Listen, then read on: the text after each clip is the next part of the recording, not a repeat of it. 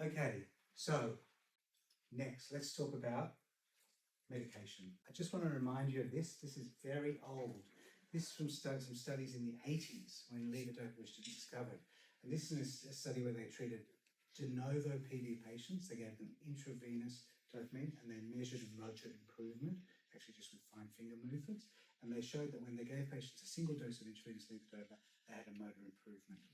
Then what they did is they let it wash out and they did it again after 4 days, and the patients again had a similar improvement. Then they started the patients on regular levodopa treatment, and they came back a year later and they challenged them. And what was really interesting is even when they were off, as in they weren't taking their levodopa, they were better than they were when they weren't taking their levodopa a year before. And then when they gave them levodopa, they got a greater response than they did the first time.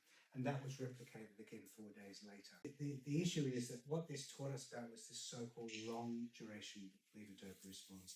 And so what that means is that just by being on levodopa, you have a baseline. Even if you're fluctuating if you're fluctuating early, later you're fluctuating above a higher baseline in terms of your motor function.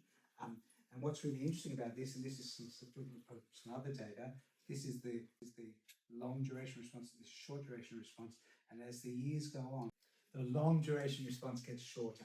So if you look down here, early on in PD in the honeymoon period, and this is what's thought to underscore a lot of that chronic even benefit at the beginning, so patients have a good long duration response, but as they lose dopaminergic neurons, they get a lesser long duration response, so they become more and more dependent on their short duration levodopa response.